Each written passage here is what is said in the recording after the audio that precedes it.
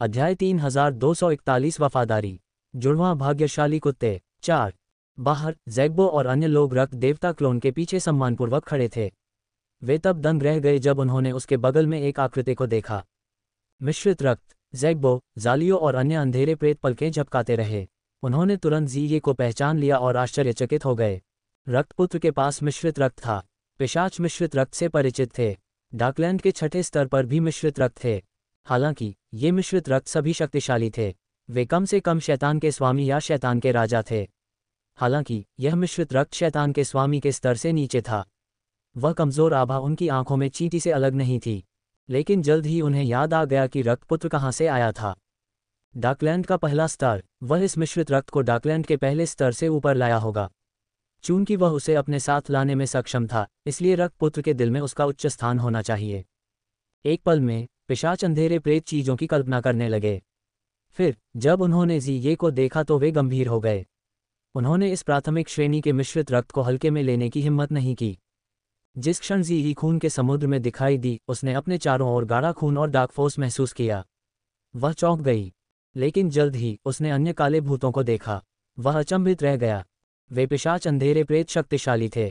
वे डार्कलैंड के पहले स्तर पर देखे गए पिशाच अंधेरे भूतों से कई गुना ज्यादा शक्तिशाली थे। राजसी आभा ने उसे असहज कर दिया। वह बेकाबू होकर कांप उठी और उसका चेहरा पीला पड़ गया। जब वह वान टेंग के पास थी तो उसने पहले ही अपनी आभा वापस ले ली थी, इसलिए उस पर उसका कोई गहरा प्रभाव नहीं पड़ा। हालांकि ज़ैग्बो समेत अंधेरे प्रेत अपनी आभा नहीं छिपा पाए। उनके शरीर से भयावह और बुरी आभा निकल रही थी। इसका निम्न स्तर के जीवन रूपों पर बहुत बड़ा प्रभाव पड़ा। इस समय रक्त देवता क्लोन ने ज़ीये के कंधे पर अपना हाथ रखा और शुद्ध डार्क फोर्स की एक धारा उसके शरीर में बह गई। वह कांप उठी और बुरी और भयावह आभा एक पल में गायब हो गई। उसे ऐसा लगा जैसे किसी ने उसके सिर के ऊपर एक बहुत बड़ा पहाड़ उठा दिया हो। उसके चेहरे पर फिर से रंगत लौट आए। क्या आप ठीक हो? ज़ीये के कान के पास एक हल्की सी आवाज़ सुनाई दी। मैं ठीक हूँ। ज़ीये ने रक्त देवता क्लोन पर नज़र डाली और अपना सिर हिलाया। ये भाई वान टेंग का क्लोन होगा। उसने ज्यादा कुछ नहीं कहा। उसने बस अपने चारों ओर सावधानी से देखा। इस अपरिचित माहौल में उसकी जीवंतता जो केवल वान टेंग के सामने दिखाई देती थी, गायब हो गई। उसने ज्यादा देखने और कम बोलने के सिद्धांत का पालन किया। यह मेरी छोटी बहन ज़ीये है। इसे ऐसे देखो जैसे यह मैं हूँ, रक्त देवता क्लोन ने शांति से कहा। बहन। ज़ैग्बो, ज़ालियो और अन्य अंधेरे भूत प्रेत दंग रह गए। उन्होंने पहले से ही ज़ीये की पहचान की कल्पना कर ली थी, लेकिन उन्होंने कभी नहीं सोचा था कि वह रक्तपुत्र की छोटी बहन थी। उसकी पहचान सरल नहीं थी। चाहे जो भी कारण रहा हो, रक्तपुत्र ने इस मिश्रित रक्त वाली लड़की को अपनी छोटी बहन की तरह माना। चूंकि उसने ऐसा कहा था, इसलिए वे उसका अनादर नहीं कर सकते थे। जी श्रीमान। ज़ैग्बो की प्रतिक्रिया बहुत तेज थी। उसने तुरंत ज़ीये को सलाम किया और सम्मानपूर्वक कहा, महामहिम ज़ीये। ये चाटुकार, ज़ालियो, ज़ामल और अन्य अंधेरे प्रेत अपने दिल में कोस रहे थे। उन्होंने बिना किसी हिचकिचाहट के ज़ेड्ये को भी सम्मानपूर्वक प्रणाम किया। महाराज ज़ीये। ज़ीये इस अचानक दृश्य को देखकर दंग रह गई। अज्ञात पिशाचों के एक समूह ने उसका सम्मानपूर्वक अभिवादन किया और उसे महाराज कहकर पुकारा। यह एक सपने जैसा लगा। भाई वान टेंग कौन थे? पिशाचों के ये काले प्रेत उसके प्रति इतने आदरपूर्ण क्यों थे? ज़ीये के दिमाग में कई सवाल कौन थे। हालांकि ये पूछने का समय नहीं था। उसने वान टेंग पर भी भरोसा किया। भले ही यह क्लोन एक पिशाच अंधेरे प्रेत की तरह लग रहा था, उसने आगे की जांच नहीं की। उसने बस एक सीधा चेहरा बनाए रखा और कोई भाव प्रकट नहीं किया। ठीक है, हमें चलना चाहिए। रक्त देवता क्लोन मुस्कुराया जब उसने ज़ीये की अभिव्यक्ति देखी। महाराज रक्तपुत्र, यह आपका रक्त आत्मा उड़ानपोत है। ज़ैग्बो को अचानक कुछ याद आया और उसने रक्त आत्मा उड़ानपोत निकाल लिया। ज़ालियो, ज़ामल और अन्य अंधेरे प्रेत अवाक होकर उसे देखते रहे। हे चाटुकार। उसने ब्लड स्पिरिट फ्लाइंग वेसल की भी पेशकश की। भले ही वह ब्लड सन के प्रति वफादार था, लेकिन उसे ये सब इतनी पूरी तरह से करने की जरूरत नहीं थी, है न? रक्त देवता क्लोन ने सिर हिलाया। उसने अपना शरीर हिलाया और रक्त आत्मा उड़ानपोत पर उतरा। चलो। ज़ैग्बो का दिल धड़क उठा। जैसा कि उम्मीद थी, ये रक्तपुत्र का काम था। कोई आश्चर्य नहीं कि रक्त आत्मा उड़ने वाला जहाज हिल नहीं सकता था। उसे बहुत बुरा लगा। ये रक्त आत्मा उड़ानपोत अब उसका नहीं था। अपने रून कौशल के साथ उसकी तुलना रक्तपुत्र से बिल्कुल भी नहीं की जा सकती थी। उसकी तुलना रक्तपुत्र के कोनों से भी नहीं की जा सकती थी। ज़ैग्बो ने अपने दिल में एक जटिल अभिव्यक्ति के साथ आह भरी। उसने अपना शरीर हिलाया और ब्लड स्पिरिट फ्लाइंग वेसल पर उतरा। उसने इसके बारे में सोचना बंद कर दिया। जालियो और अन्य अंधेरे प्रेत भी रक्त आत्मा उड़ान पोत पर बस गए।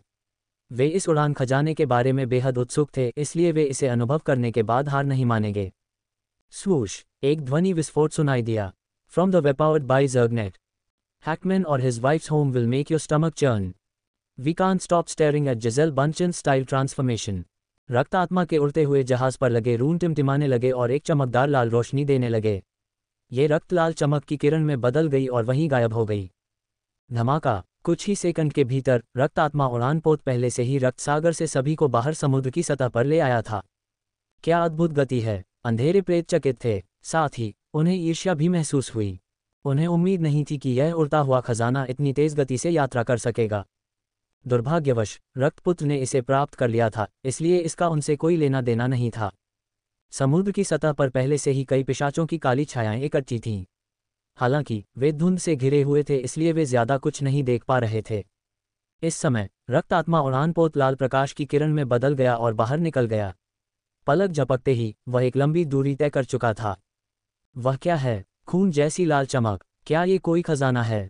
खजाना सामने आ गया है, उसका पीछा करो। अल्पविराम, पिशाचों के अंधेरे भूत प्रेतों ने रक्त आत्मा के उड़ने वाले जहाज का पागलों की तरह पीछा किया।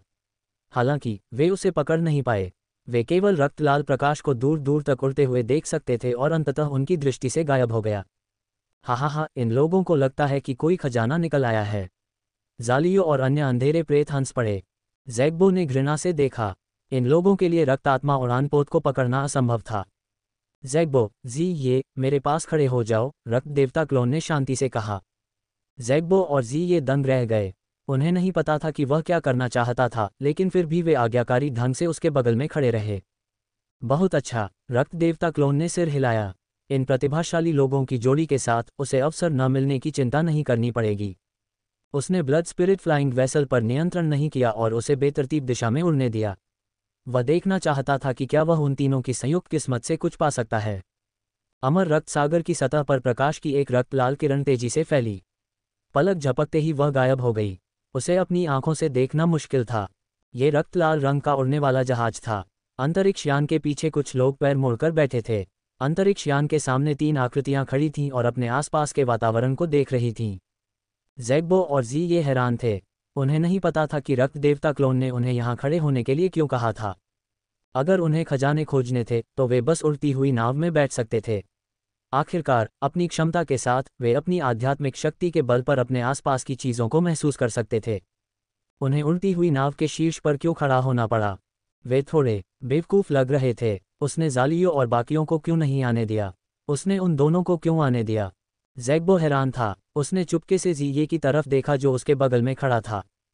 क्या इसका मतलब ये था कि रक्तपुत्र के हृदय में उसका स्थान दूसरों से भिन्न था, क्योंकि वह रक्तपुत्र की छोटी बहन के साथ खड़ा हो सकता था? ज़ैग्बो का दिल तेजी से धड़क उठा। उसकी आंखें चमक उठीं और वह प्रेरित हो गया। तो क्या हुआ अगर वह मूर्ख था? जब तक रक्तपुत्र उसे कोई आदेश देता, वह बिना किसी शिकायत के उसे पूरा करता। अब जबकि उसे रक्तपुत्र का समर्थन प्राप्त है, तो उसे जाने नहीं देना चाहिए। भविष्य में वह उठ पाएगा या नहीं, ये रक्तपुत्र पर निर्भर करेगा। जी के विचार सरल थे। उसे वांग टेंग पर भरोसा था, इसलिए उसे उसके क्लोन पर कोई संदेह नहीं था। चूंकि रक्त देवता क्लोन ने उसे यहाँ खड़े होने के लिए कहा था, इसलिए वह यहाँ खड़ी होगी। वह पिशाचों की तुलना में थोड़ी कमज़ोर थी। वह ज़्यादा मदद नहीं कर सकती थी, इसलिए वह एक बार में सिर्फ एक कदम ही उठा सकती थी। उसे बस भाई वांग टेंग का अनुसरण करना था। समय धीरे धीरे बीतता गया। जैसे ही रक्त आत्मा उड़ने वाला जहाज उड़ा, रक्त देवता क्लोन ने अपनी आंखें बंद कर लीं और अपनी आध्यात्मिक गति को जारी किया। ये फैल गया और अमर रक्त सागर की स्थिति को महसूस किया। इतना ही, एक निश्चित क्षण में रक्त देवता क्लोन का चेहरा बदल गया। उसने अपनी आंखें खोलीं और अपनी बाईं ओर समुद्र को देखा। उसने अपनी आध्यात्मिक शक्ति को सक्रिय किया और रक्त आत्मा उड़ान पोत ने अपनी दिशा बदल दी। यह बाईं ओर एक निश्चित समुद्र की ओर उड़ गया। रक्तपुत्र ने क्या खोजा? ज़ैग्बो ने मन ही मन सोचा। कुछ समय बाद रक्त आत्मा का उड़ता जहाज धीरे धीरे रुक गया। रक्त देवता क्लोन ने बिना किसी हिचकिचाहट के काम किया। जाना, उसने नीचे की ओर इशारा किया और उसके शरीर में खूनी शक्ति उमड़ पड़ी। उसके चारों ओर का लाल समुद्री पानी मंथन करके खून की नदी में बदल गया। ये समुद्र की तलहटी की ओर बह रहा था। ये है। ज़ैग्बो की अभिव्यक्ति थोड़ी बदल गई। उसकी आंखें चौड़ी हो गईं। Blood river skill. सभी पिशाच अंधेरे प्रेत पौराणिक पूर्वज रक्त नदी के कौशल से परिचित थे। हालांकि ऐसा कहा जाता था कि उनकी विरासत गायब हो गई थी। पिशाच जाति कई सालों तक इसे खोजने में सक्षम नहीं थी, लेकिन अब ये रक्तपुत्र पर दिखाई दिया। जैसी कि उम्मीद थी, रक्तपुत्र को बहुत भाग्य का आशीर्वाद मिला। लेकिन उसका भाग्य कुछ भी नहीं था। अन्य अंधेरे प्रेत अपनी चोटों से उबर रहे थे, लेकिन वे यहाँ के शोरगुल से आकर्षित थे।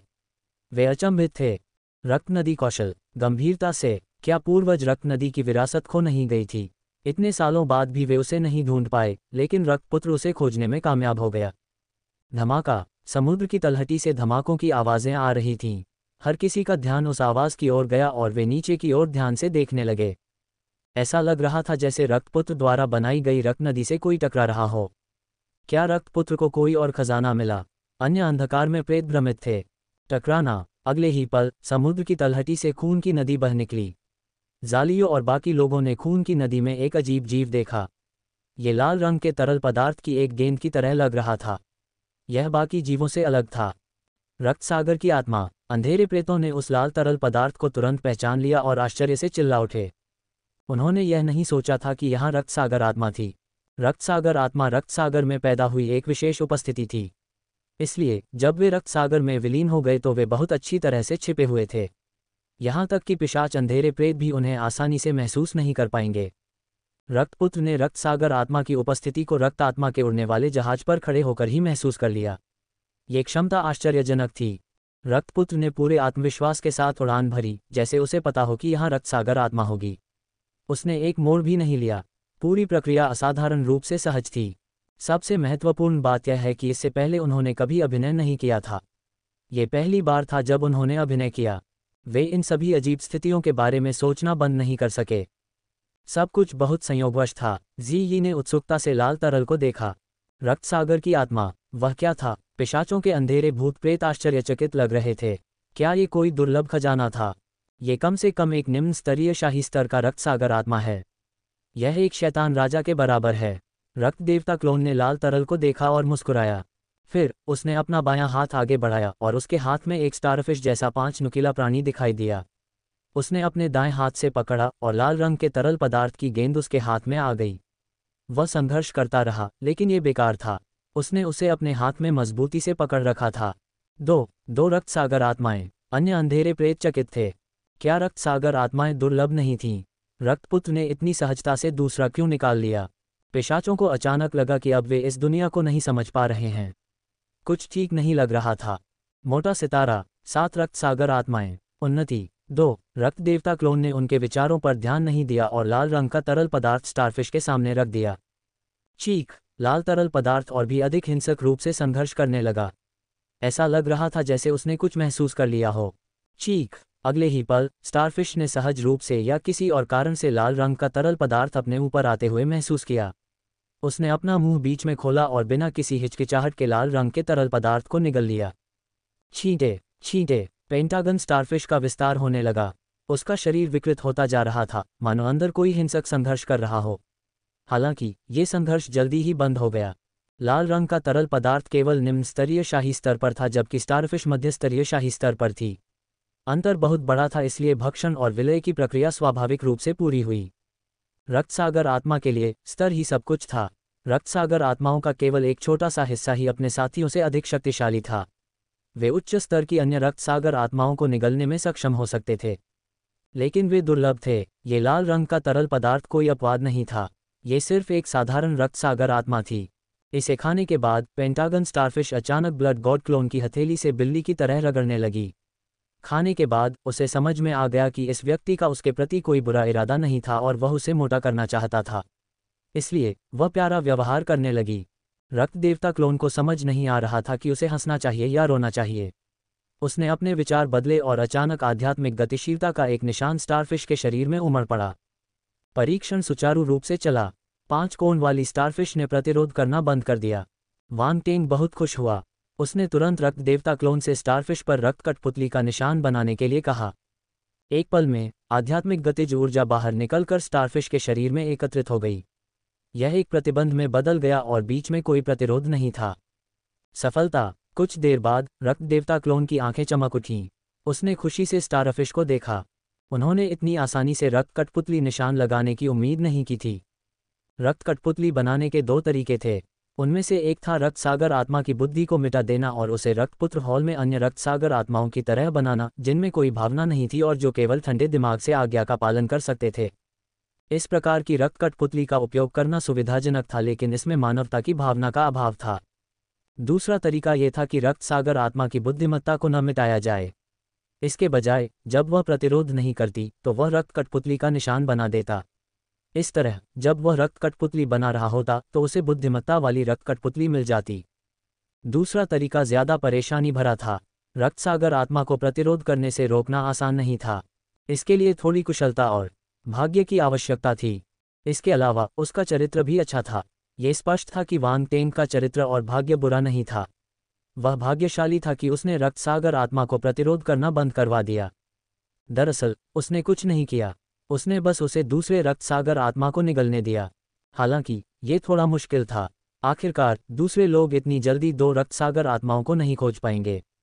स्वाभाविक रूप से वे रक्त सागर आत्माओं को एक दूसरे को निगलने की अनुमति नहीं देंगे।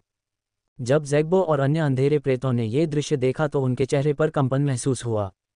निगल लिया। रक्तपुत्र ने तारा मछली के आकार वाली रक्त सागर आत्मा को दूसरी रक्त सागर आत्मा को निगलने की अनुमति दे दी। ये कितनी बर्बादी थी। रक्त सागर आत्मा अनमोल थी। उसे बस कुछ समय तक इसे संवारने की जरूरत थी और यह मजबूत हो जाएगा। उसे इसे पालने के लिए इस भक्षण विधि का उपयोग करने की जरूरत नहीं थी। यदि वह ब्लड सी स्पिरिट बेच दे तो उसे बहुत बड़ा लाभ होगा। ये रक्तपुत्र परमेश्वर के उपहार को बर्बाद कर रहा था, लेकिन रक्त सागर आत्मा पहले ही निगल ली गई थी। कुछ और कहने के लिए बहुत देर हो चुकी थी। भाई वांग टेंग, यह क्या है? जी यी ने आवाज संचारण का उपयोग करके पूछा। उसे एहसास हुआ कि वह कुछ भी नहीं जानती। अगर वह ये नहीं समझती तो वह भविष्य में अकेले बाहर नहीं जा पाएगी। ये रक्त सागर आत्मा है। यह अमर रक्त सागर में पैदा हुआ एक विशेष जीवन रूप है। यह अत्यंत कीमती है, रक्त देवता क्लोन ने समझाया। ओह, जी ये ने गहरी सोच में सिर हिलाया। फिर उसने पूछा, अमर रक्त सागर क्या है? ये बहुत शक्तिशाली लगता है। मैं इसे इस तरह से बताता हूँ। डार्कलैंड 9 स्तरों में विभाजित है। आप डार्कलैंड के पहले स्तर पर थे, जबकि हम छठे स्तर पर हैं, जो पिशाच जाति का पैतृक स्थान है। अमर रक्त सागर पिशाच जाति के पैतृक स्थान में एक मुख्य साधना स्थल है। यहाँ कई अवसर हैं। रक्त देवता क्लोन ने रक्त आत्मा उड़ने वाला जहाज शुरू किया और जी ये को समझाते हुए तेजी से भाग गया। वह अच्छे मूड में था। जी ये और ज़ैग्बो वाकई बहुत उपयोगी थे। बहुत समय नहीं बीता था और वे पहले ही दूसरे ब्लड सी स्पिरिट से मिल चुके थे। अगर उन्हें और समय दिया जाता तो वे अमर रक्त सागर में सभी ब्लड सी स्पिरिट को पकड़ पाते। वांग टेंग ने मन ही मन खुशी से सोचा। यहाँ तक कि ज़ैग्बो भी उसकी आंखों को और अधिक भाने लगा। जालियो और अन्य अंधेरे प्रेत बोलना चाहते थे, लेकिन उनकी हिम्मत नहीं हुई। रक्त देवता क्लोन का समझाने का कोई इरादा नहीं था। रक्तपुत्र ही वह था जिसने रक्त सागर आत्मा को पकड़ा था। इसका उनसे कोई लेना देना नहीं था। वे केवल ईर्ष्या कर सकते थे। इसके अलावा वे हर समय रक्त सागर आत्मा से नहीं मिल सकते थे। रक्तपुत्र भाग्यशाली था कि उसने उनमें से 2 को पकड़ लिया। वह भविष्य में उनसे नहीं मिल पाएगा, इसलिए कुछ भी कहने की कोई ज़रूरत नहीं थी। जी ये भी थोड़ा हैरान था। उसने अभी अभी एक पकड़ा था और जल्द ही उसने दूसरा भी पकड़ लिया। क्या भाई वांग टेंग इतने भाग्यशाली थे? कुछ ठीक नहीं लग रहा था। ये रक्त सागर आत्मा भी एक निम्न स्तरीय शाही स्तर का तारा जानवर था। इसे सीधे 5 बिंदु वाली स्टारफिश को खिलाया गया था। धमाका! तारा मछली के शरीर से एक आभा फूट पड़ी। खून की बदबू थोड़ी सी ऊपर उठी। जब उन्होंने पहली बार इस स्टारफिश को पकड़ा था तब ये केवल तीसरे चरण के मध्य स्तरीय शाही स्तर और उससे नीचे थी। अब ये 5वें चरण के मध्य स्तरीय शाही स्तर और उससे नीचे थी। वह तेजी से ऊपर उठा। उसने 2 ब्लड सी स्पिरिट्स खाली थी, इसलिए ये समझ में आता था। ज़ैग्बो, जालियो और अन्य अंधेरे प्रेत स्तब्ध रह गए। एक और रक्त सागर आत्मा चला गया था। रक्तपुत्र मूर्ख था। हालांकि यह एक निम्न स्तरीय शाही स्तर की रक्त सागर आत्मा थी और स्टारफिश जैसी रक्त सागर आत्मा जितनी शक्तिशाली नहीं थी, फिर भी इसे ऐसे ही निगल जाना दुख की बात थी। इंतजार। उन्हें अचानक एक समस्या का एहसास हुआ। रक्तपुत्र रक्त सागर आत्मा को बार बार क्यों पकड़ पाया? महाराज रक्तपुत्र, क्या आपके पास रक्त सागर आत्मा को पकड़ने की कोई तरकीब है? ज़ैग्बो ने खुद को रोक न सका और पूछा। क्या तरकीबें? तुम क्या कह रहे हो? रक्त देवता क्लोन ने आश्चर्य से पूछा। रक्त सागर आत्मा को पकड़ने की कोई तरकीब कैसे हो सकती है? उसका कोई अता पता नहीं है। तुम सही हो। ज़ैग्बो को शर्मिंदगी महसूस हुई। उसे लगा कि रक्तपुत्र ने जो कहा वह सही था। उसने रक्त सागर आत्मा को पकड़ने की किसी तरकीब के बारे में कभी नहीं सुना था। अगर ऐसा होता तो पिशाचों के पास एक तरकीब होती। तुमने रक्त सागर आत्मा को कैसे पकड़ रखा है? जालियो और अन्य अंधेरे प्रेत एक दूसरे को देखते रहे और कुछ हिचकिचाहट के बाद पूछा। क्या तुम मुझ पर विश्वास करोगे अगर मैं कहूं कि यह भाग्य है? रक्त देवता क्लोन ने ज़ैग्बो और ज़ीये की ओर देखा। मौन, सभी अवाक रह गए। इसके अलावा उन्हें कोई और कारण नहीं सूझा। और ठीक है, मुझे इस छोटे से साथी को एक नाम देना होगा। रक्त देवता क्लोन को अचानक कुछ सूझा और उसने अपनी ठुड्डी को छुआ। उसने स्टारफिश को देखा और उसका आकार मापा। फिर उसने सोचा और कहा, हम इसे मोटा सितारा क्यों नहीं कहते? सब लोग, जी ये मोटा सितारा, ये कैसा नाम है? क्या आप नाम चुनते समय इतनी जल्दी नहीं कर सकते? यह एक अनमोल ब्लड सी स्पिरिट है। आप इसे फेट स्टार क्यों कह रहे हैं? ये नाम थोड़ा अजीब है। एक क्षण के लिए अन्य अंधेरे प्रेतों को लगा कि रक्तसागर आत्मा का स्तर कम हो गया है। चीख! स्टारफिश भी दुखी लग रही थी। उसका पूरा शरीर तनावग्रस्त हो गया था और उसके चेहरे पर एक भाव उभर आया था। ओ, आपत्ति खारिज! रक्त देवता क्लोन को इस नाम के प्रति उसके विरोध का आभास हो गया। उसने शांति से कहा, मैं अब से तुम्हें फैट स्टार ही कहूंगा। चीख! 5 नुकीली स्टारफिश, नहीं, अब इसे मोटा सितारा कहा जाना चाहिए। इसने अनिच्छा से आवाज लगाई और अपना सिर दूसरी ओर घुमाया जैसे कि यह क्रोधित हो। दुखी मत हो, इस तरह दिखने के लिए तुम सिर्फ खुद को ही दोषी ठहरा सकते हो। रक्त देवता क्लोन ने हंसते हुए कहा। बैकक्वोट, मोटा सितारा, क्या तुम मुझे दोष दे रहे हो? तारा मछली का नामकरण करने के बाद रक्तदेव क्लोन रक्त आत्मा उड़ान पोत पर सवार होकर अमर रक्त सागर में पुनः विचरण करने लगा। ये सही है, ज़ैग्बो और अन्य लोगों के लिए वह बस इधर उधर टहल रहा था। जब से ब्लड गॉड क्लोन ने 2 ब्लड सी स्पिरिट्स को पकड़ा था, तब से वे उसकी हरकतों को गुप्त रूप से देख रहे थे। अंत में उन्हें एहसास हुआ कि उसने कुछ खास नहीं किया था। उसने सिर्फ इतना किया था कि उसने अपने आसपास की चीज़ों की जांच करने के लिए अपनी आध्यात्मिक शक्ति का इस्तेमाल किया था। लेकिन ये था, क्या वह इस तरह रक्त सागर आत्मा को खोजने में सक्षम होगा? उन्हें विश्वास नहीं हुआ कि रक्त सागर आत्माएं इतनी आसानी से मिल सकती हैं। 1 घंटे बाद तीसरी रक्त सागर आत्मा को रक्त देवता क्लोन ने पकड़ लिया। अन्य अंधेरे प्रेत पहले से ही थोड़े सुन्न थे। क्या वह थोक माल खरीदने के लिए यहाँ है? वहाँ 3 ब्लड सी स्पिरिट्स थे, 3 की संख्या में, और उसने उन्हें 2 घंटे से भी कम समय में पकड़ लिया। अगर दूसरों ने ये सुना तो उन्हें लगा कि यह शेखी बघारना है। समय धीरे धीरे बीतता गया। तीसरे घंटे में रक्त देवता क्लोन ने चौथी रक्त सागर आत्मा को पकड़ लिया। चौथे घंटे में उसने 5वीं रक्त सागर आत्मा को पकड़ लिया। छठे घंटे में उसने 6ठी और 7वीं रक्त सागर आत्माओं को पकड़ लिया। अल्पविराम, धमाका! इस समय मोटे तारे के शरीर से एक शक्तिशाली आभा फूट पड़ी। ये पहले से कई गुना अधिक शक्तिशाली थी। यह उन्नत हुआ, यह मध्य स्तरीय शाही स्तर से उच्च स्तरीय शाही स्तर तक आगे बढ़ा। ज़ैग्बो, जालियो और अन्य अंधेरे भूत प्रेत अचंभित थे। उनकी आंखों के किनारों की मांसपेशियां हिंसक रूप से फड़क रही थीं। उन्हें समझ नहीं आ रहा था कि क्या भाव दें। 7 रक्त सागर आत्माओं को सिर्फ एक मध्यम स्तर के शाही स्तर के रक्त सागर आत्मा को उच्च स्तर के शाही स्तर पर धकेलने के लिए। उन्हें लगा कि यह एक बहुत बड़ा नुकसान था। यद्यपि वे 13 परिवारों में जन्मे कुलीन पिशाच थे और धनी थे, फिर भी उन्होंने ऐसी हास्यास्पद बात सोचने की हिम्मत नहीं की। वे 7 रक्त सागर आत्माएं थीं। बाहर तो निश्चित रूप से बहुत बड़ा हंगामा होगा। यहाँ तक कि शैतान भी लालच में आ सकते हैं। लेकिन रक्तपुत्र के सामने वे केवल निगले जा सकते थे। गंभीरता से उन्हें बहुत संदेह था कि रक्तपुत्र को रक्त सागर आत्मा का मूल्य नहीं पता था। हालांकि जब उन्होंने उसकी शांत अभिव्यक्ति देखी तो वे प्रभावित हुए बिना नहीं रह सके। वह सचमुच निम्नलोक में पैदा हुआ था। वह उनसे भी ज्यादा आलीशान क्यों लग रहा था? वह इतना शांत क्यों था? बुरा नहीं, बुरा नहीं। रक्तदेव क्लोन बहुत खुश हुआ जब उसने रक्त सागर आत्मा को फैलते देखा। उसने उम्मीद नहीं की थी कि चीजें इतनी आसानी से चलेंगी। कुछ ही घंटों में उसने 7 ब्लड सी स्पिरिट्स को पकड़ लिया और फैट स्टार को उच्च स्तरीय शाही स्तर पर आगे बढ़ने की अनुमति दी। यह उनकी अपेक्षा से कहीं अधिक सरल था। पहले तो उसने सोचा कि अमर रक्त सागर ही फैट स्टार के लिए उच्च स्तरीय शाही स्तर तक पहुंचने के लिए पर्याप्त होगा। लेकिन अब ऐसा लग रहा है कि अंतिम चरण तक पहुंचना असंभव नहीं था। बेशक वह समझ गया कि यह सब ज़ैग्बो और ज़ीये की बदौलत था। उनके बिना वह इतने कम समय में इतने सारे ब्लड सी स्पिरिट्स को पकड़ने में सक्षम नहीं होता। जैसी कि उम्मीद थी, उनके भाग्य का संयोजन गुणात्मक परिवर्तन ला सकता है। तुम सचमुच मेरे लिए सबसे बड़ा आशीर्वाद हो। रक्त देवता क्लोन ने ज़ैग्बो और ज़ीये को देखा और कहा। ज़ैग्बो, ज़ीये, किसी कारणवश उन्हें लगा कि रक्त देवता क्लोन का स्वर अजीब था। इसके अलावा सबसे बड़ा आशीर्वाद, क्या वह उनकी तारीफ कर रहा था? लेकिन उन्होंने ऐसी प्रशंसा कभी नहीं सुनी थी। खांसी। रक्त देवता क्लोन को अचानक लगा कि कुछ गड़बड़ है। वह बहुत खुश था, इसलिए उसने अपने मन की बात कह दी। उसने अजीब तरह से खांसते हुए कहा, कुछ नहीं, कुछ नहीं। ज्यादा मत सोचो। भाई वांग टेंग, क्या तुमने मेरी किस्मत उधार ली है? जी ये ने कुछ सोचा और रक्त देवता क्लोन को अर्थपूर्ण दृष्टि से देखा। अचानक उसने वॉयस ट्रांसमिशन का उपयोग करके उससे बात की। हा, वांग टेंग अजीब तरह से हंसा। उसने आवाज का इस्तेमाल करते हुए कहा, तुमने मेरी असलियत जान ली। तुम बहुत स्पष्ट हो। जी ये ने अपनी आंखें घुमाईं। उसने आगे कहा, लेकिन क्या इस पिशाच अंधेरे प्रेत के बारे में कुछ खास है? ये भी तुम्हारे जैसा ही है। ये बेहतर किस्मत वाला व्यक्ति है। वांग टेंग ने सच नहीं छिपाया। मैं समझ गई। जी ये ने चुपके से सिर हिलाया। उसने चुपके से ज़ैग्बो की तरफ देखा और महसूस किया कि वह अपने ही जैसे लोगों को देख रही थी। वह बचपन से ही अच्छी किस्मत वाली थी।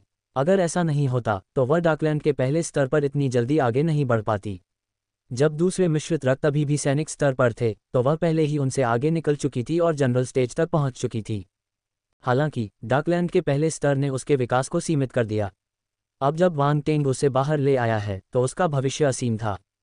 वांग टेंग भी इस बारे में उत्सुक थे। मैं बाद में तुम्हारे लिए एक रक्त सागर आत्मा लाऊंगा। जब तुम इससे एक रक्त कठपुतली बनाओगे तो यह उपयोगी होगी, वांग टेंग ने कहा।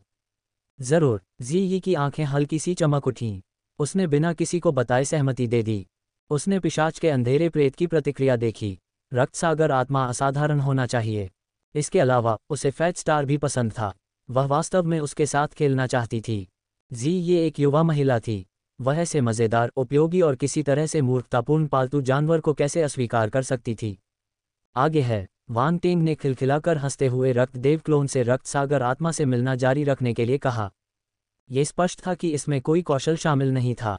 वह संयोग से 7 रक्त सागर आत्माओं को पकड़ने में सक्षम था। हालांकि इस बार 5 घंटे के बाद भी उसे कोई और रक्त सागर आत्मा नहीं मिली। वांग टेंग थोड़ा निराश हुआ। क्या मेरा ऑपरेशन लक असफल हो गया? भस्म स्थान में वांग टेंग ने अपनी ठोड़ी को छुआ और खुद से आश्चर्य किया। किस्मत मायावी और अप्रत्याशित थी। कभी कभी ये काम करती थी और कभी कभी इससे कुछ भी प्रभावित नहीं होता था।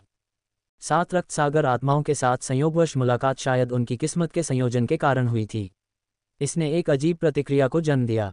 हालांकि ये प्रतिक्रिया हमेशा के लिए नहीं रहेगी। उसे कुछ समय तक इंतजार करना पड़ सकता है। सौभाग्य से वांग टेंग धैर्यवान था। एक दिन से भी कम समय बीता था, इसलिए वह इंतजार कर सकता था। वह ब्लड स्पिरिट फ्लाइंग वेसल पर क्रॉस लेग करके बैठ गया और उसे अपने आप उड़ने दिया। 3 घंटे और बीत गए। किसी को नहीं पता था कि ब्लड स्पिरिट फ्लाइंग वेसल कहाँ है। अचानक उनके सामने खून का घना कोहरा दिखाई दिया। रक्त देवता क्लोन में स्फूर्ति आ गई। उसने धीरे से अपनी आंखें खोलीं। रक्तसार ट्रैकिंग कौशल, रक्तसार आत्मा विभाजन सरणी, रक्त स्वॉर्डफिश 1। धत्तेरी की। जब रक्त देवता क्लोन और अन्य लोग रक्त धुंध के बाहर पहुंचे तो उच्च स्तरीय शैतान सम्राट फिर से एकत्र हुए। वे अच्छे नहीं लग रहे थे। ऐसा लग रहा था जैसे उन्हें जबरदस्ती गंदगी खिलाई गई हो। वे उसे ढूंढ नहीं सके। उन्होंने काफी देर तक खोज की लेकिन वे जू जुए को नहीं ढूंढ सके। ऐसा लग रहा था जैसे वह पृथ्वी के चेहरे से गायब हो गया हो।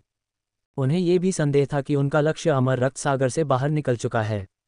यदि नहीं तो अपनी उच्च स्तरीय शैतान सम्राट क्षमता के साथ उन्हें निम्न स्तरीय शैतान सम्राट को खोजने में सक्षम होना चाहिए। ये तो बेतुका था। यदि शैतान टाइटन ज़ूकैन को पता चल जाता कि वे उसे नहीं ढूंढ सकते तो वह क्रोध में उन्हें थप्पड़ मारकर मार सकता था। धमाका। एक उच्च स्तरीय शैतान सम्राट ने क्रोध में हमला किया। उसने अपनी हथेली को आगे बढ़ाया जिससे रक्त के समुद्र में बड़ी लहरें पैदा हो गईं। अरे, जू जुए कहाँ चली गई? उसकी आवाज़ ठंडी थी। वह थोड़ा अधीर था। ये शर्मनाक था कि इतने लंबे समय तक खोजने के बाद भी वे उसे नहीं ढूंढ पाए। उन्हें नहीं पता था कि हर बार जब वे उसके पास से गुजरते थे तो उनके और उस व्यक्ति के बीच की दूरी उनकी अनुभूति की सीमा के भीतर होती थी। उन्हें बस अपनी आध्यात्मिक शक्ति को 1 मीटर और आगे बढ़ाने की ज़रूरत थी और वे उस व्यक्ति की उपस्थिति को महसूस करने में सक्षम हो जाते थे। दुर्भाग्यवश वे हर बार इस मीटर से चूक गए। उच्च स्तरीय शैतान सम्राट अंधेरे प्रेत ने इस अजीब दृश्य के बारे में नहीं सोचा होगा। पर्याप्त। उसके बगल से एक ठंडी चीख सुनाई दी। आगे चल रहे खून चूसने वाले काले भूत ने ठंडे स्वर में कहा, जालिद, क्या तुम चाहते हो कि सबको पता चले कि हम यहाँ हैं? हम्फ। जालिद ने नाक भान सिकुड़ी और शर्मिंदगी में रुक गया। उसने पूछा, अब हम क्या करें? क्या हमारे पास उसे ट्रैक करने के और भी तरीके हैं? हमारे पास शैतान टाइटन ज़ूकैन द्वारा छोड़े गए अंतिम विकल्प का उपयोग करने के अलावा कोई विकल्प नहीं है। आगे चल रहे पिशाच अंधेरे प्रेत ने पीछे हटने से इनकार नहीं किया। उसने दूसरे पक्ष की ओर देखा और शांति से कहा, यह क्या है? जालिद ने पूछा। इस कौशल के लिए मूल के रक्त की आवश्यकता होती है। इसे रक्तसार ट्रैकिंग कौशल कहा जाता है। न केवल आपको दूसरे पक्ष के मूल के रक्त की आवश्यकता है, बल्कि आपको अपने स्वयं के रक्त की भी आवश्यकता है, पिशाच अंधेरे प्रेत ने कहा। रक्तसार ट्रैकिंग कौशल, वह निषिद्ध कौशल, और इसे हमारे मूल रक्त की आवश्यकता है। अल्पविराम। उच्च श्रेणी के सम्राट अंधेरे प्रेत चकित थे। मूल का खून बेहद कीमती था। वे इसे आसानी से इस्तेमाल नहीं करेंगे। यदि किसी अन्य व्यक्ति ने उनके रक्त की उत्पत्ति को पकड़ लिया तो यह एक बड़ी समस्या होगी। ठीक वैसे ही जैसे अब वे एक दूसरे का पता लगाने के लिए कुछ निषिद्ध तकनीक का उपयोग कर सकते हैं। यह कोई मजाक नहीं था। एक बार मूल रक्त उनके शत्रु को मिल गया तो वे किसी भी समय खतरे में पड़ सकते थे। वे भले ही साथ साथ रहते हों, लेकिन वे अलग अलग कुलों से थे। वे एक दूसरे पर पूरी तरह भरोसा नहीं करते थे। पिशाचों में भी इसी तरह के कई निषिद्ध कौशल थे। आखिरकार वे खून से खेलने में माहिर थे। ये सही है, ये निषिद्ध कौशल है। पिशाच अंधेरे प्रेत ने सिर हिलाया। अरे बाप रे! एक पल के लिए उच्च स्तरीय शैतान सम्राटों ने हिचकिचाहट दिखाई। वे आसानी से सहमत होने की हिम्मत नहीं कर सके। यही एकमात्र रास्ता है। अगर आप सहमत नहीं हैं तो कोई दूसरा रास्ता नहीं है। पिशाच अंधेरे प्रेत के नेता ने उन्हें जल्दी नहीं किया। उसने शांति से कहा, इसके अलावा आप अकेले नहीं हैं। मुझे भी अपना खून देना होगा। निष्पक्षता से कहूं तो मैं आपके साथ रक्तसार ट्रैकिंग कौशल का प्रयोग करूंगा। रुको, मेरा एक सवाल है, जालिद ने अचानक कहा। यह क्या है? आगे चल रहे पिशाच जैसे काले प्रेत ने शांति से पूछा। हमारे पास जू के खून का मूल नहीं है, जूलिडे ने कहा। हाँ, हम करते हैं। पिशाच अंधेरे प्रेत के होठों के किनारे पर एक भयावह मुस्कान दिखाई दी। सच में? अन्य पिशाच अंधेरे प्रेत चकित थे। उन्हें यह अविश्वसनीय लगा। ऐसा इसलिए था क्योंकि रक्तपुत्र को कभी गंभीर चोट नहीं लगी थी। दूसरे लोग उसका मूल रक्त कैसे प्राप्त कर सकते थे? बेशक, पिशाच अंधेरे प्रेत के नेता ने सिर हिलाया। मैं इस बारे में तुमसे झूठ कैसे बोल सकता हूँ? तुम्हें ये कैसे मिला? पिशाच अंधेरे प्रेत खुद को रोक नहीं पाए और पूछा। तुम्हें इसके बारे में जानने की जरूरत नहीं है। पिशाच अंधेरे प्रेत की अभिव्यक्ति ठंडी हो गई। दूसरे पिशाचों की आंखें चमक उठीं। वे गहरी सोच में डूबे हुए थे, लेकिन उन्हें कुछ भी सूझ नहीं रहा था। उनके पास हार मानने के अलावा कोई विकल्प नहीं था। आपका निर्णय क्या है? आगे चल रहे पिशाच अंधेरे प्रेत ने पूछा। कोई और विकल्प नहीं है। मैं इस विधि का उपयोग करने के लिए सहमत हूँ। जालिद ने कुछ हिचकिचाहट के बाद सिर हिलाया। मैं सहमत हूँ, मैं सहमत हूँ। अल्पविराम। अन्य पिशाच अंधेरे प्रेत भी इससे सहमत होने लगे। आइए शुरू करें। मुख्य भूमिका में मौजूद पिशाच जैसा काला भूत हैरान नहीं हुआ। ऐसा लग रहा था कि उसे शुरू से ही इस नतीजे का अंदाजा था। वह मुस्कुराया और बोला। बाकी पिशाचों के काले भूत गंभीर हो गए। उन्होंने एक दूसरे को देखा और अपनी जीभ की नोक को काटकर खून की एक बूंद बाहर निकाली। आगे चल रहे पिशाच जैसे काले प्रेत ने सिर हिलाया और खून की एक बूंद भी बाहर निकाल दी। फिर उसने अपनी हथेली खोली। उसकी हथेली पर जीवन द्रव की एक बूंद दिखाई दी, जो एक तीव्र रक्तम आभा बिखेर रही थी। खून की बूंद बहुत छोटी थी। रक्त चूसने वाले काले प्रेत द्वारा बाहर निकाले गए रक्त की तुलना में इसका आकार 10वें भाग से भी कम था। पिशाचों के अंधेरे भूत एक पल के लिए स्तब्ध रह गए। वे चकित थे। फिर उनकी निगाहें हिंसक रूप से झिलमिला उठीं। खून की यह बूंद पूरी नहीं थी, ये कहीं से फूट कर आई थी। उनके मन में कई विचार आए। उन्हें लगा कि उन्होंने कुछ अनुमान लगा लिया है और वे अचंभित हो गए। शैतान टाइटन ज़ूकैन बहुत बोल्ड था। अगर बाहरी दुनिया को इस बारे में पता चल गया तो बहुत बड़ा हंगामा मच जाएगा। यहाँ तक कि शैतानों को भी बहुत कठोर सजा मिलेगी। उन्हें शायद मृत्युदंड भी दिया जाएगा। उस समय उसे युद्ध के मैदान में भेजना इतना आसान नहीं होगा। उन्हें आशा थी कि ऐसा नहीं होगा। पिशाचों की काली छायाएं एक दूसरे को देख रही थीं। उनके दिलों में उथल पुथल मची हुई थी और वे लंबे समय तक शांत नहीं हो सकते थे। अंततः उन्हें समझ में आ गया कि उन्होंने शुरुआत में इस पद्धति का प्रयोग क्यों नहीं किया। उन्होंने ये तरीका इसलिए चुना क्योंकि उनके पास कोई दूसरा विकल्प नहीं था। ये सिर्फ एक अंतिम उपाय था, लेकिन अंततः उन्हें इसका प्रयोग करना ही पड़ा। शैतान टाइटन ज़ूकैन ने कभी नहीं सोचा होगा कि कुछ उच्च स्तरीय शैतान सम्राटों को एक निम्न स्तरीय शैतान सम्राट नहीं मिल सकता। हर कोई बहुत अधिक जानना अच्छी बात नहीं है। आगे चल रहे पिशाच अंधेरे प्रेत ने गहरी निगाह से सभी के चेहरे को देखा और शांति से कहा। पिशाचों के अंधेरे भूत प्रेत हैरान रह गए। उन्होंने इस बारे में सोचना बंद कर दिया। आइए शुरू करें। आगे की ओर चल रहे पिशाच के काले भूत ने धीरे धीरे अपनी आंखें बंद कर लीं। वह हिला नहीं, लेकिन उसके हाथ में मौजूद खून ऊपर तैरकर पिशाच के काले भूतों के बीच में रुक गया। तभी अचानक उसके दूसरे हाथ से रक्त लाल चमक निकली। यह असाधारण रूप से चमकदार थी। अगले ही पल खून की लाल चमक हवा में एक अजीब निशान में बदल गई। यह एक आंख जैसा दिख रहा था। अन्य पिशाच अंधेरे प्रेतों ने भी यही तरीका अपनाया और अपने हाथों में निशान बना लिए। जाना, उन्होंने बिना किसी योजना के एक साथ अपनी आंखें खोली और खून की बूंद के चारों ओर चक्कर लगाया। फिर वे चिल्लाए और अपने हाथ हिलाए। निशान को बाहर फेंक दिया गया और खून की बूंद में पटक दिया गया। धमाका, निशान एक साथ टकराए और खून की बूंद डूब गई। वह एक चमकदार रक्तलाल चमक में बदल गई। रक्तलाल चमक कुछ समय तक बनी रही, फिर अचानक वह एक गेंद के रूप में एकत्रित हो गई और मोटी रक्तलाल चमक में बदल गई। स्वूश, तभी रक्त की रोशनी निकली और दूर तक तेजी से चली गई। जल्दी करो, इसका पालन करो। अगुवाई में पिशाच जैसा काला भूत बहुत खुश था। वह जल्दी से चिल्लाया। जैसे ही उसने बोलना समाप्त किया, वह प्रकाश की किरण में बदल गया और रक्त की रोशनी का पीछा करने लगा। वह बहुत तेज था, मानो उसे खोने का डर हो। स्वूश, अन्य पिशाच प्रेत भी उसके पीछे चले गए और वहीं गायब हो गए। अल्पविराम, क्या गलत? रक्तात्मा उड़ान पोत पर जीए ने रक्त देवता क्लोन की अभिव्यक्ति में अचानक परिवर्तन देखा और आवाज संचरण के माध्यम से पूछा। सब कुछ ठीक है। रक्त देवता क्लोन की आंखें चमक उठी जब उसने आवाज संचारण का उपयोग करके उत्तर दिया। जीए ने आगे कोई जांच नहीं की। रक्त देवता क्लोन की निगाहें बहुत ठंडी हो गईं। उसकी आंखों में एक तेज चमक उठी। अभी इतनी घबराहट क्यों हो रही थी? उसे अपने शरीर में रक्त के प्रवाह में हल्का उतार चढ़ाव महसूस हुआ। ऐसा लग रहा था कि यह उसी स्रोत की एक शक्ति से प्रभावित है। किसी के पास आपका खून है, वांग टेंग ने शांति से कहा। असंभव, रक्त देवता क्लोन ने उत्तर दिया। वांग टेंग ने कहा, यह असंभव नहीं है। हो सकता है कि कोई हमारे मूल रक्त का उपयोग करके हमारा स्थान पता कर रहा हो। मेरा मूल रक्त कभी नष्ट नहीं हुआ। रुको, रक्त देवता क्लोन ने कुछ सोचा और उसके हाथ में एक टोकन दिखाई दिया। ये रक्तपुत्र टोकन था। उसने ध्यानपूर्वक इसकी जांच की और उसका चेहरा काला पड़ गया। जब मैं रक्तपुत्र टोकन को नियंत्रित करना चाहता था तो मैंने मूल रक्त की एक बूंद गिरा दी, रक्त देवता क्लोन ने कहा। लेकिन अब मूल रक्त का एक छोटा सा हिस्सा गायब हो गया है। क्या हो रहा है? क्या रक्तपुत्र टोकन हमेशा तुम्हारे पास नहीं रहता? अंदर का खून का कुछ हिस्सा क्यों गायब हो गया है? वांग टेंग ने काले चेहरे के साथ पूछा। मुझे भी नहीं पता, रक्त देवता क्लोन ने उत्तर दिया। मुझे देखने दो, वांग टेंग ने कहा। रक्तदेव क्लोन ने तुरंत रक्तपुत्र टोकन को हटा दिया और उसे भक्षण स्थान में फेंक दिया। उसी समय वांग टेंग ने अपना हाथ भक्षण स्थान में बढ़ाया और रक्तपुत्र टोकन उसके हाथ में उभर आया। आध्यात्मिक गतिशीलता की झलक रक्तपुत्र टोकन में समा गई और उसने उसकी सावधानीपूर्वक जांच की।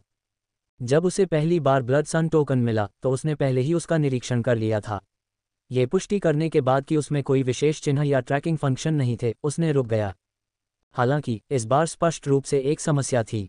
उसे इसकी सावधानीपूर्वक जांच करने की आवश्यकता थी। अजीब बात है, इसमें कुछ भी गलत नहीं है। वांग टेंग ने धीरे धीरे भौहें सिकुड़ी। नतीजा पिछली बार जैसा ही था। उसे कुछ भी गलत नजर नहीं आया। असली आंख सक्रिय। अगले ही पल जब उसने रक्तपुत्र टोकन को देखा तो उसकी आंखों में बैंगनी सुनहरी चमक उभर आई।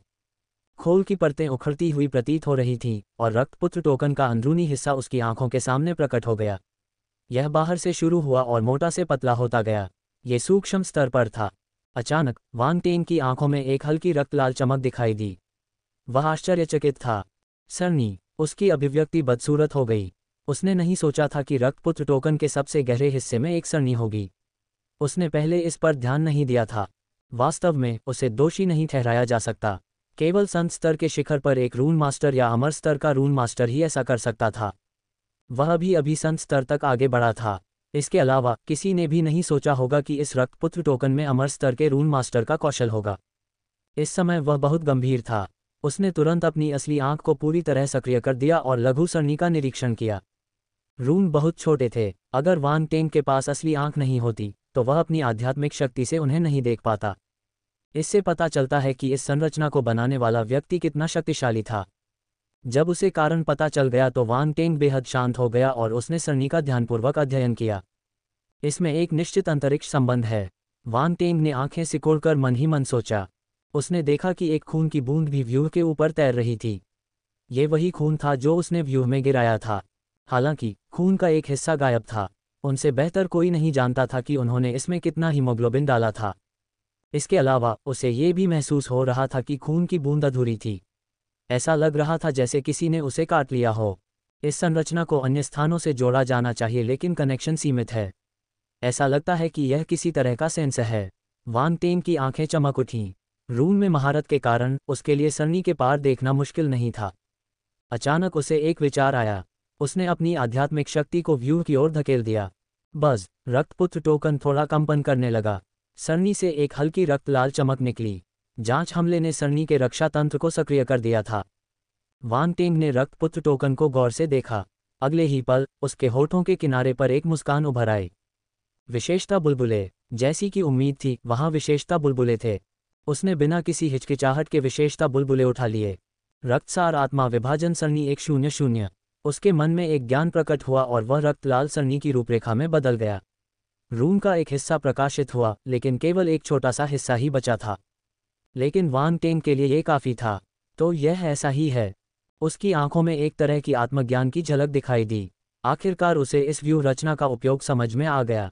संवेदन। इस व्यवस्था का उद्देश्य ये जानना था कि वह जीवित है या मृत। इसके बारे में कहा जाए तो यह एक प्रकार का संरक्षण था।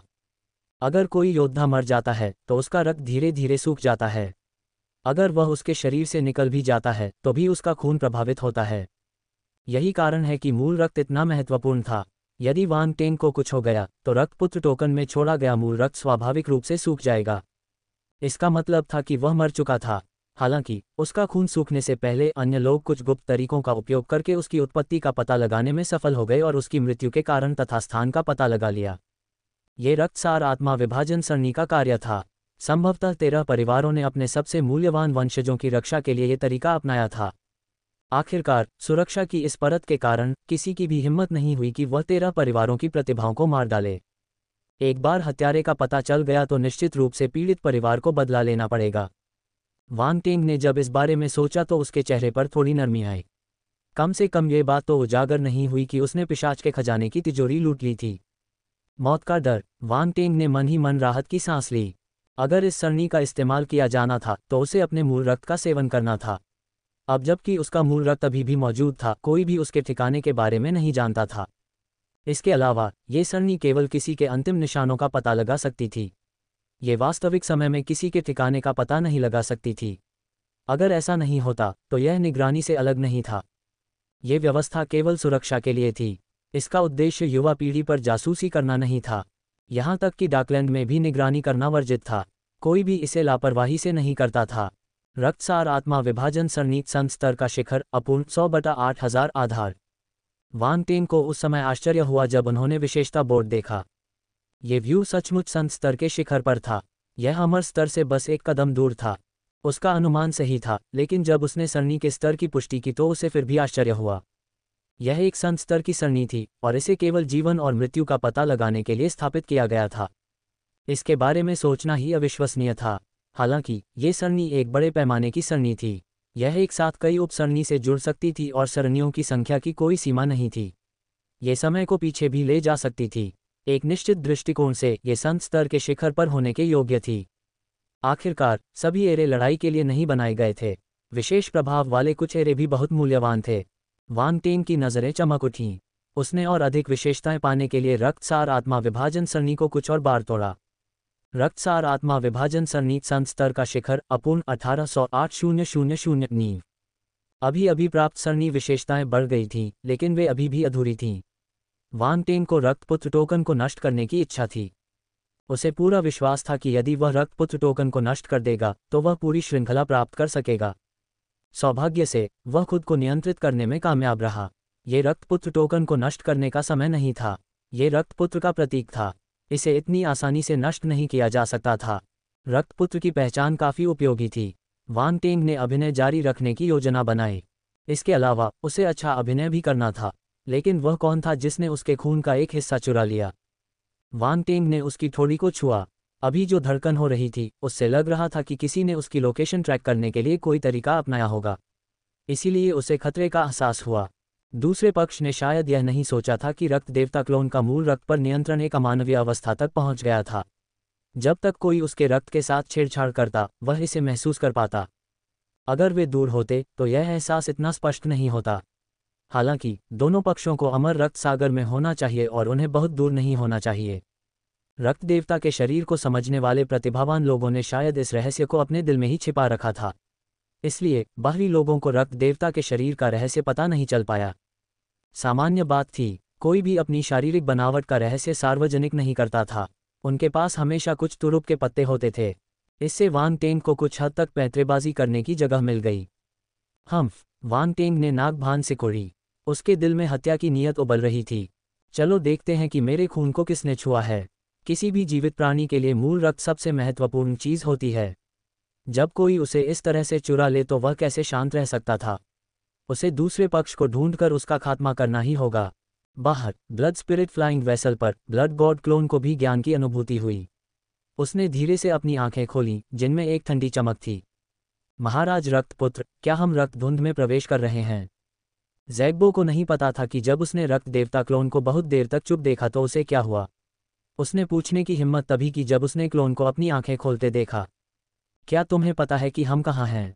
रक्त देवता क्लोन ने पूछा। अभी नक्शा देखने पर हमें इस जगह का कोई विवरण नहीं मिला। ज़ैग्बो ने अपना सिर हिलाया। रक्त देवता क्लोन ने भौहें सिकुड़ी और निरीक्षण करने के लिए गैंग्रेल कबीले का नक्शा निकाला। वास्तव में अमर रक्त सागर में इसका स्थान निर्धारित करना कठिन था। समुद्र बहुत बड़ा था और कुछ इलाकों में कोई लैंडमार्क नहीं था। स्थान और क्षेत्र बताना मुश्किल था। गंग्रेल कबीले के नक्शे पर केवल वे क्षेत्र ही चिन्हित थे जिनकी उन्होंने खोज की थी। कुछ स्थलचिन्ह भी अंकित थे। यदि कोई इन प्रतिष्ठित स्थानों पर नहीं पहुंचा तो उनके वर्तमान स्थान का निर्धारण करना कठिन होगा। अगर वे उस स्थान पर पहुंच भी गए तो वे शायद नक्शे पर दिए गए लेबल से उसका मिलान न कर पाएं। ऐसा इसलिए था क्योंकि अमर रक्त सागर कई क्षेत्रों में समान था। अगर वे अंदर तक नहीं गए होते तो उन्हें अलग करना मुश्किल होता। सबसे मिलती जुलती चीज थी खून का धुंध। रक्त देवता क्लोन ने भौहें सिकोड़ी। उसने रक्त आत्मा और अनपोत की दिशा पर ध्यान नहीं दिया, इसलिए वह अनजाने में यहाँ उड़ाया। अब ये बताना मुश्किल था कि वह कहाँ था।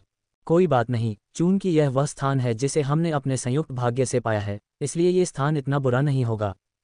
उसकी आंखें चमक उठीं और उसने इस बारे में सोचना बंद कर दिया। उसने अपना हाथ हिलाया और ब्लड स्पिरिट फ्लाइंग वेसल धुंध की ओर उड़ गया।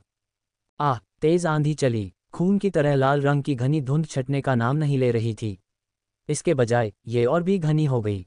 रक्त धुंध में प्रवेश करने के बाद रक्त देवता क्लोन ने तुरंत अपनी आध्यात्मिक शक्ति में प्रतिरोध महसूस किया। ये 100 मीटर दूर रुक गया, जैसे कि वह दलदल में फंस गया हो। वह आगे कुछ समझ नहीं पा रहा था। ज़ैग्बो और दूसरे अंधेरे भूतों को भी यह एहसास हुआ। वे उससे भी कमज़ोर थे। वे सिर्फ 10 मीटर की परिधि को ही समझ सकते थे। उनके हाव भाव बदल गए। सावधान रहो, धुंध में कुछ गड़बड़ है, रक्त देवता क्लोन ने शांति से कहा। यह उस खून के धुंध से अलग था जो समुद्र की तलहटी में आग की लपटों से वाष्पित हो गया था। जाहिर है खून के धुंध में कुछ गड़बड़ थी। वांग टेंग ने भस्म स्थान में अपनी आंखें खोलीं। आध्यात्मिक गति की किरणें उसके माथे से बहकर रक्त देवता क्लोन के दिमाग में समा गईं। फिर यह उसके दिमाग से बाहर निकल गई। एक पल में रक्त देवता क्लोन को लगा कि उसकी दृष्टि साफ हो गई है। उसकी इंद्रियों का दायरा व्यापक हो गया। पहले वह केवल 100 मीटर के दायरे में ही कुछ महसूस कर सकता था। अब वह 500 मीटर के दायरे में भी कुछ महसूस कर सकता है। ये दूरी उसके लिए कुछ खतरों पर समय रहते प्रतिक्रिया करने के लिए पर्याप्त थी। स्वूश! इस समय एक ध्वनि बूम सुनाई दी। वांग टेंग ने समुद्र से लाल रोशनी की एक किरण निकलती हुई महसूस की। यह ये पर लक्षित थी, जो रक्त देवता क्लोन के बगल में था। जाना! रक्त देवता क्लोन ने आंखें सिकोड़ लीं। उसने अपना हाथ हिलाया और काली रोशनी की किरणें बाहर निकलीं। वे काली अग्नि जीभों में बदल गईं और लाल रोशनी की ओर बढ़ गईं। धमाका! दोनों पक्षों में टक्कर हो गई और विस्फोट हो गया। लाल बत्ती को शायद उम्मीद नहीं थी कि रक्त देवता क्लोन को उसकी मौजूदगी का एहसास हो जाएगा। बचने के लिए बहुत देर हो चुकी थी, इसलिए वह क्लोन से टकरा गया और बंध गया। उसका रूप पूरी तरह से उजागर हो गया था। यह एक पतली मछली थी जो खून जैसी लाल चमक बिखेर रही थी। Blood swordfish! ज़ैग्बो और अन्य अंधेरे प्रेत ने पहली नज़र में ही उसे पहचान लिया। वे बेकाबू होकर चिल्ला उठे। रक्त स्वॉर्डफिश! रक्त देवता क्लोन ने अपनी बाहें उठाईं जब उसने अंधेरे प्रेतों की विस्मयकारी आवाज़ें सुनी। नाम उपयुक्त था। उसने अपने सामने पड़ी पतली मछली को देखा। पहली नज़र में वह छोटी तलवार जैसी दिखी। सबसे खास बात यह थी कि इसका सिर और शरीर के किनारे बेहद तीखे थे। इसके शरीर पर खून के लाल रंग के शल्क धातु की चमक बिखेरते थे। अगर कोई इससे घायल हो जाता तो यह तलवार से वार करने जैसा ही होता। यदि वह सही था तो जब मछली समुद्र से बाहर निकली तो उसके शरीर से रक्त लाल तलवार जैसी आभा निकली। दुर्भाग्य से यह मछली केवल सम्राट स्तर की थी। यह उसके लिए कोई खतरा नहीं थी, लेकिन फिर ऐसा लग रहा था कि यह मछली ज़िये को निशाना बना रही थी। अपनी सम्राट स्तर की क्षमता के साथ यह ज़िये से निपटने के लिए पर्याप्त से अधिक थी। क्या तुम ठीक हो? रक्त देवता क्लोन ने ज़िये को देखा और पूछा। मैं ठीक हूँ, ज़िये ने शांत भाव से अपना सिर धीरे से हिलाया। पिछले कुछ सालों में उसे कई खतरों का सामना करना पड़ा था। इस तरह का खतरा उसे डराने के लिए काफ़ी नहीं था। रक्तदेव क्लोन ने संतोष में सिर हिलाया। जी ये इतने सालों में बहुत बड़ी हो गई थी। अब वह पहले वाली अज्ञानी और जंगली बच्ची नहीं रही। ये वास्तव में ब्लड स्वॉर्डफिश है। ज़ैग्बो ने झुककर कहा, महामहिम ब्लड सन, मुझे लगता है कि मैं जानता हूं कि हम कहाँ हैं। बोलो, रक्त देवता क्लोन ने शांतिपूर्वक कहा। ये रक्त वेल सागर होना चाहिए, ज़ैग्बो ने गंभीरता से कहा। ब्लड वेल सागर। ब्लड गॉड क्लोन को गैंग्रेल कबीले के नक्शे पर चिन्हित एक विशेष समुद्र का ख्याल आया। वह आश्चर्यचकित था। यहाँ तक कि जालियो, जामल और अन्य पिशाच अंधेरे प्रेतों ने भी ये सुनकर कुछ सोचा। वे चकित थे। हाँ, ये परिधि होनी चाहिए। हालांकि हम पहले ही ब्लड स्वॉर्डफिश से मिल चुके हैं। अगर हम और अंदर जाएं और उनमें से और लोगों से मिलें तो हम संभवतः ब्लड वेल सागर में होंगे, ज़ैग्बो ने सख्ती से कहा। रक्त देवता क्लोन ने सिर हिलाया। ऐसा कहा जाता था कि रक्तवेल सागर एक रहस्यमयी सागर था जिसमें रक्तवेल की विरासत समाहित थी। अब तक केवल कुछ ही पिशाच अंधेरे प्रेत को यह विरासत मिली थी। पिशाच जाति के पूरे इतिहास में केवल मुट्ठी भर लोगों ने ही ऐसा किया था। इससे ये साबित हो गया कि ब्लड वेल विरासत कितनी रहस्यमय और शक्तिशाली थी। साथ ही ये स्थान खतरे से भरा हुआ था। ब्लड स्वॉर्डफिश और उनके आसपास की धुंध उनके लिए 1 इंच भी हिलना मुश्किल बना रही थी। सामान्य मध्यम श्रेणी के शैतान सम्राट अगर इस जगह में प्रवेश करते तो मर सकते थे। वे इसमें गहराई तक प्रवेश नहीं कर पाते। हालांकि उन्हें ब्लड वेल के बारे में ज़्यादा जानकारी नहीं थी। राउंड बॉल, मुझे इस ब्लड वेल की जानकारी ढूंढने में मदद करो, वांग टेंग ने डेवोर स्पेस में आदेश दिया। मिल गया। राउंड बॉल ने ब्लड वेल सी के बारे में सुनकर खुद ही खोज शुरू कर दी थी। उसने तुरंत वांग टेंग को सूचना भेजी और कहा, वांग टेंग, ये ब्लड वेल अद्भुत है। यह एक शक्तिशाली यूनिवर्स बीहेमथ है। किंवदंती है कि यह वयस्क होने के बाद सीधे अमर स्तर तक पहुंच सकता है। हौंकते हुए ये वयस्क होने के बाद अमर स्तर तक पहुंच जाएगा। जानकारी मिलने के बाद वांग टेंग आश्चर्यचकित रह गया। वह बेकाबू होकर हौंकने लगा। किंवदंती है कि यह रक्त वेल अमर रक्त सागर के सबसे गहरे भाग में रहती थी। ये बहुत बड़ी थी और इसमें अथाह दिव्य शक्तियां थीं। इसमें एक शक्तिशाली रक्त प्रतिभा थी और अफवाह थी कि यह सभी जीवित प्राणियों के रक्त को पी सकता था और उन्हें अपने उपयोग के लिए संश्लेषित कर सकता था। ये दिव्य स्तर के प्राणियों के रक्त को भी खा सकता है और उसे परिष्कृत भी कर सकता है। ये निस्संदेह भयानक था। ध्यान रहे, अमर स्तर के प्राणी का खून बहुत ही भयावह होता है। सामान्य मार्शल योद्धा अगर उसे छू भी ले तो उसके अंदर की ऊर्जा से नष्ट हो जाएंगे, उसे परिष्कृत करना तो दूर की बात है। शाश्वत स्तर की उपस्थिति का खून भयानक था, अमर स्तर की उपस्थिति तो और भी भयानक थी। अगर कोई सामान्य मार्शल योद्धा इसे लापरवाही से निगल ले तो वह इससे प्रभावित हो सकता है और इसके बजाय परिष्कृत हो सकता है। वांग टेंग अभी ब्रह्मांड के दायरे में ही था लेकिन उसने कई डरावनी अफवाहें सुनी थीं। इस ब्लड वेल पर कोई प्रतिबंध नहीं था। ये किसी भी जीवित प्राणी के रक्त को परिष्कृत और अवशोषित कर सकती थी। बस इसके बारे में सोचना ही प्रभावशाली था। यदि वह इस प्रतिभा को प्राप्त कर लेता तथा साथ ही वांग टेंग का रक्त देवता जैसा शरीर भी प्राप्त कर लेता तो पिशाच जाति में कोई भी उससे आगे नहीं निकल पाता, यहाँ तक कि कोई दिव्य स्तर का व्यक्ति भी नहीं। इसके अलावा ये भी कहा गया कि ब्लड वेल बहुत तेज थी। उसके पंख थे और जब वह अपने पंख फैलाती थी तो 90,000 मील तक उड़ सकती थी। यह अकल्पनीय था और यह ब्रह्मांड पर हावी हो सकता था। ऐसी भी अफवाहें थीं कि ब्लड वेल अपना रूप बदलने में माहिर थी। यह अक्सर दूसरी जातियों के रूप में बदल जाती थी ताकि कोई न जान सके। इसलिए ये बहुत रहस्यमयी थी। हालांकि ये सिर्फ अफवाहें थीं। जानकारी में ज़्यादा विवरण नहीं था। ये बहुत शक्तिशाली है। क्या ये भस्म करने वाले जानवर के बराबर नहीं है? वांग टेंग ने कहा। एक निश्चित दृष्टिकोण से ये डेवोर निहिलिटी बीस्ट के बराबर है। हालांकि दोनों की अपनी खूबियां हैं। राउंड बॉल ने सिर हिलाया। इसके अलावा एक प्रकाश तत्व सितारा जानवर है जबकि दूसरा एक अंधेरे तत्व सितारा जानवर है। उनके सार में अंतर है। मुझे उम्मीद नहीं थी कि अमर रक्त सागर में ऐसा तारा जानवर मौजूद होगा। वांग टेंग चौंक गया। उसने केवल एक बार ही अंधकार तत्व ब्रह्मांड बेहेमोथ को देखा था और वह था ओबेलिस्क स्केल ड्रैगन बीस्ट। हालांकि ब्लड वेल की तुलना में ओबेलिस्क स्केल ड्रैगन बीस्ट बहुत कमजोर लग रहा था। जागो, ये तो बस विरासत है। यह कोई जीवित ब्लड वेल नहीं है, राउंड बॉल ने कहा। तुम सही हो। वांग टेंग जाग गया और अपना सिर हिलाया। मात्र $1 में विज्ञापन हटाकर अपने पढ़ने के अनुभव को बेहतर बनाएं। $1 से विज्ञापन हटाएं।